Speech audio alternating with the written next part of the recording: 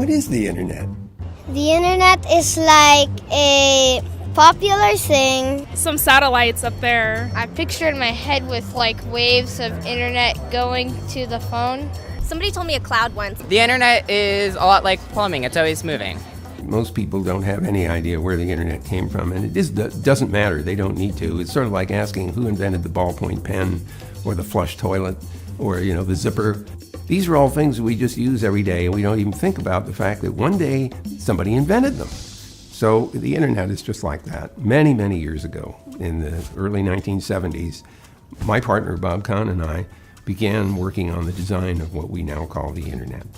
It was a result of another experiment called the ARPANET, which stood for Advanced Research Projects Agency Network. It was a Defense Department research project. Paul Barron was trying to figure out how to build a communication system that might actually survive a nuclear attack. So he had this idea of breaking messages up into blocks and sending them as fast as possible in every possible direction through the mesh network. So we built what eventually became a nationwide experimental packet network, and it worked.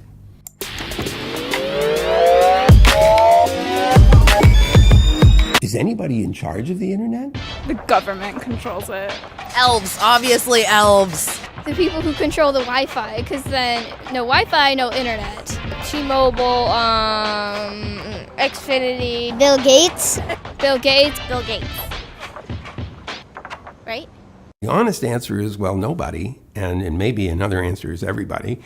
The real answer is that the internet is made up of an incredibly large number of independently operated networks. What's interesting about the system is that it's fully distributed. There's no central control that's deciding how packets are routed or where pieces of network are built or even who interconnects with whom.